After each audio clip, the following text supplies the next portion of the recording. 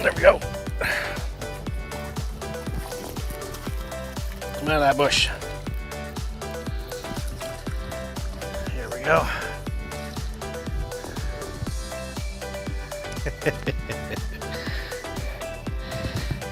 Free rig strikes again. There we go.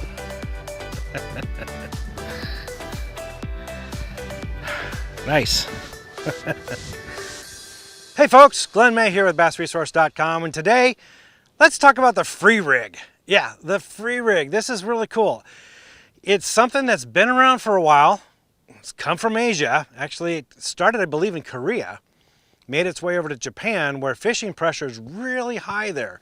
These bass see the same presentation over and over again, the same baits over and over again. So the Japanese, they need to come up with new and innovative ways to present lures to bass that is going to entice them to bite. And the free rig has come out as one of the front runners. It's actually a really good way of catching fish, more than just under pressure conditions, but just like when you're in a tournament or something like that and you want to give the fish something a little bit different.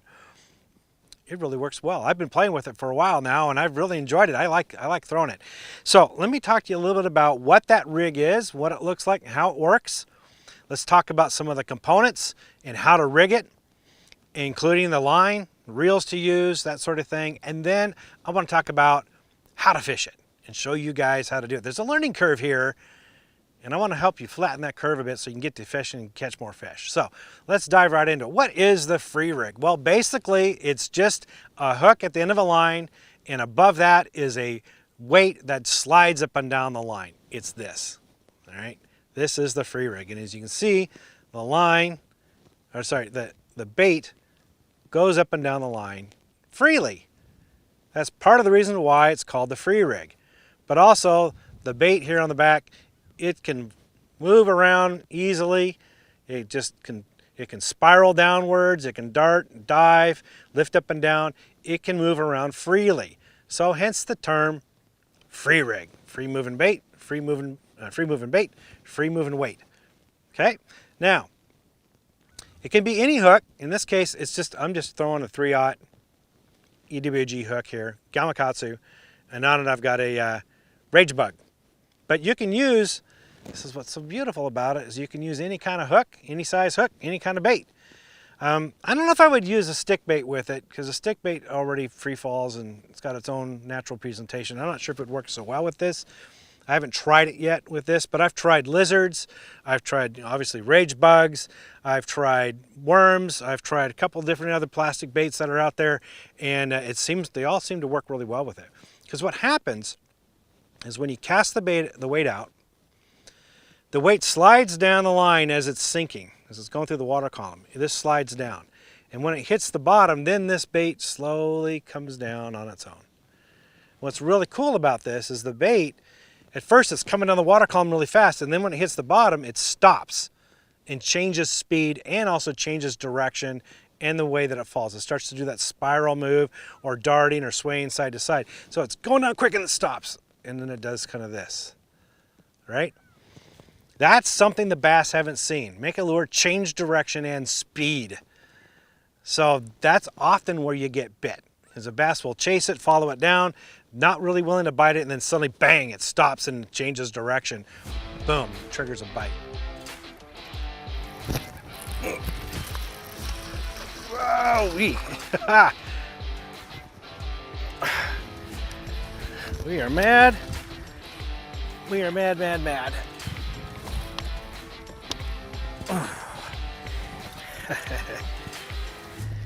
There we go. It's a good one. Stuck him good. Boy, got a nice little belly on him. Feeding good. I'll take it. This is so much fun. There you go. I'll let you go, buddy. Thank you.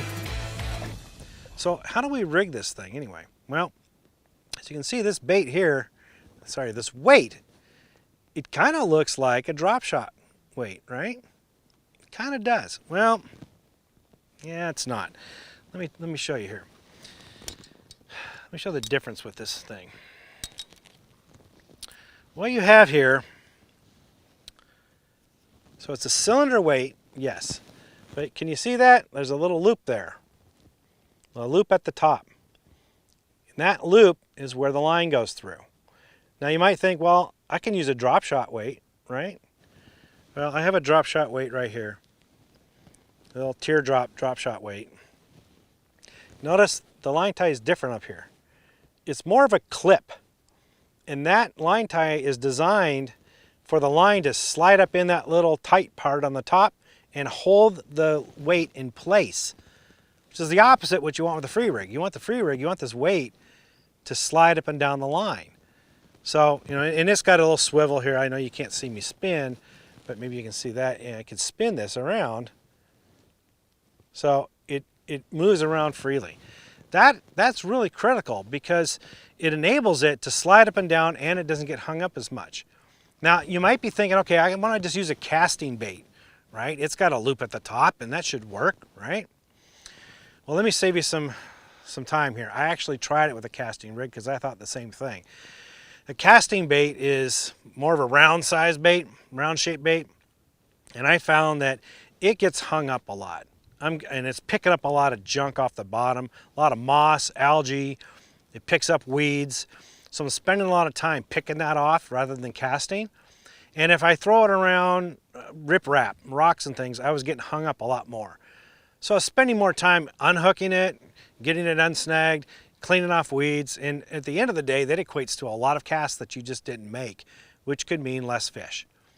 So it's just not a very effective way to fish it. You can use a casting weight if you want. I'm not telling you not to, but you know, you have a lot less trouble and worries with a cylinder weight. Now, I took a little work for me to find a cylinder weight. I started fishing these a couple years ago and to find the right kind of weight. So I'll just put a link down here at the bottom of the video, make it easy for you guys so you can get to it and find it and see if you guys want to pick up some of those for yourself. But that's the key to fishing this, is having the right weight. It goes through the cover really well, doesn't pick up junk, and it doesn't get hung up in the riprap. So that's basically how you rig it. Now, it depends on where you're throwing it as to what kind of line and rod and reel you're using. I like to throw it around cover, or next to cover, or next to weed lines, or throw it into weeds. So I'm using a little bit sturdier equipment there. Here I'm using a fluorocarbon line.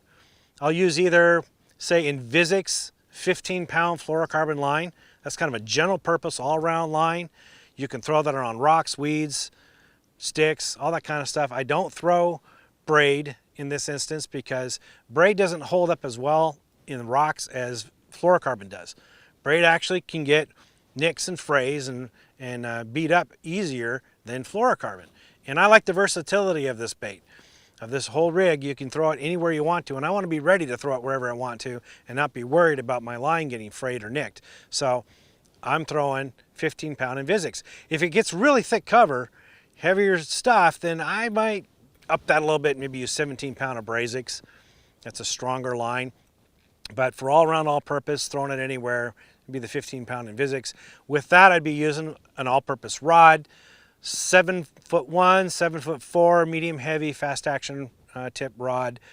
Paired with it, the reel. This isn't a bait that you move really fast, so you don't need a high speed gear ratio. So you can get away with a 6:1 to 1 gear ratio up to maybe a 7:1 to 1 gear ratio. Anywhere in that range, you'll be just fine. Now, you can also use it for finesse techniques, right? So you can lighten up. Use a much lighter weight, something in the, 1/8 ounce range, maybe 1/32, something like that. And use 6-pound fluorocarbon line with a medium power rod, fast action tip using a size 2000 or 2500 reel. Notice I didn't say anything about leader. No, don't want to use leader in this instance. The knots are going to get in the way of this weight sliding up and down the line. It'll get hung up on the knot. So this is not a rig that you use leaders with. I know one friend of mine put like 60 feet of leader on there, but it's like that defeats the purpose. That doesn't make any sense. So just use straight line. Straight fluorocarbon's fine. Or you can use copolymer line as well. There's nothing wrong with that.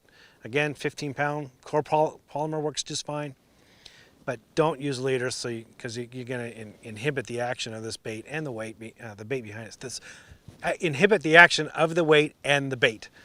Boy, say that 10 times fast. So, all right, so that's kind of how you rig it. Let's talk about how you fish it.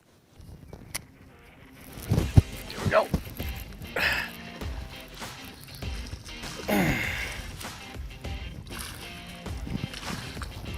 There we go. Gotcha. Gotcha. Fell victim to the free rig.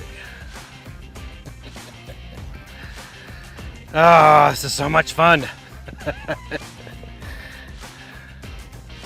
Thank you, buddy. Let you go. So the key with fishing this bait and this rig is the weight falling down, hitting the bottom, and then letting the bait flutter down on its own until it hits the bottom. And this is a hard thing to do because the weight obviously is going to fall faster than the bait, and because we're so used to, us bass fishermen are so used to throwing Texas rigs and jigs, after something hits the bottom, we're used to picking it up and start working it, right? That defeats the purpose. You need to wait. Once the weight hits the bottom, stop, don't move anything, wait. Because now you're waiting for that lure to make it to the bottom. And this is where it gets real tricky, guys. Depending on how deep you're throwing, it's how far the weight has slid down the line. So you have a variable length of leader, basically, between the weight and the lure. And so the deeper you throw, the longer it's going to take for that bait to flutter down to the bottom. Plus, another variable is different baits fall at different rates. And some of them zigzag and spiral down, other ones come straight down. Other ones take a long time to flutter. A bigger bait takes longer, like a big rage hog. It takes longer to flutter down. So what you should do, this is what I suggest you do, is find some clear water, either in a lake or river where you fish, or maybe you got a swimming pool, and play around with different baits and get an idea of how long it takes them to fall and what kind of action you get out of them, so you have an idea of what the fish may want that day. Some fish want something that does spiral or kind of zigzags and darts on its way down.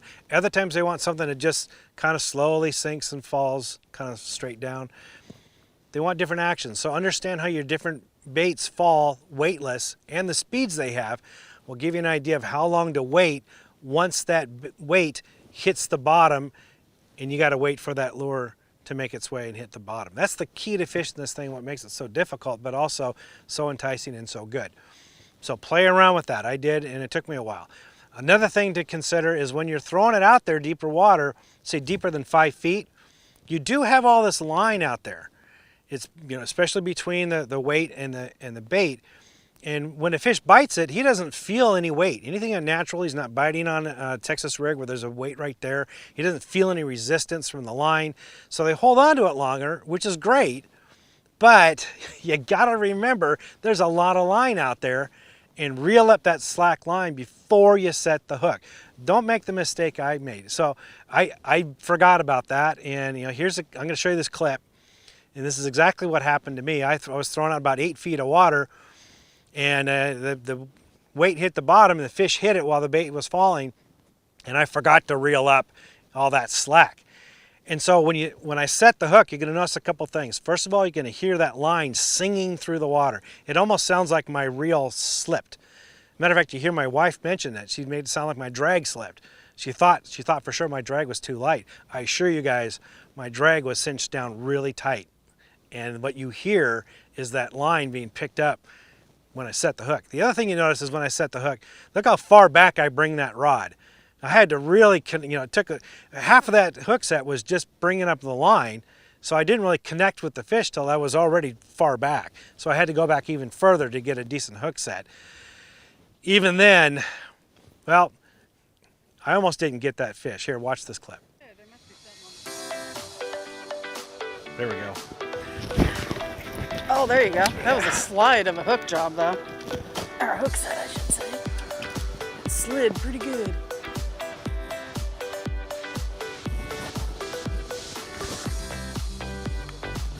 All right. Come here, buddy. Come on. me your face. There we go. Ooh, just had him by the skin. Yeah, your There we go. when you set the hook, it just like hold line. Not a huge guy, but free rig. That does the trick. I love it. All right, buddy. I'll let you go.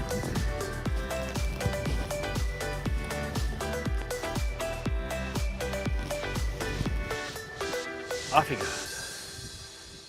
Okay, so you noticed that, right? You saw the line I had to pick up. I barely caught the fish. Notice what I said. That fish was barely hooked. So I was fortunate to get that fish in, but you know, learn from my mistakes. Pay attention to how deep you're throwing and know that the deeper you throw it, the more line you're gonna have to pick up that slack before you set the hook, and you'll have better hookups.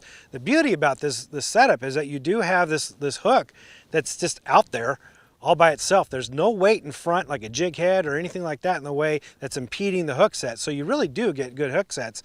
And I'm sure that I would not have caught that fish hadn't been a rig like this with such a poor hook set like that. But that's the key things about fishing this setup.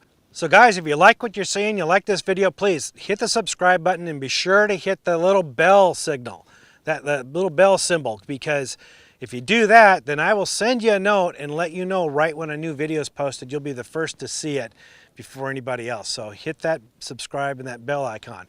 And like I always say, for more tips and tricks, visit bassresource.com.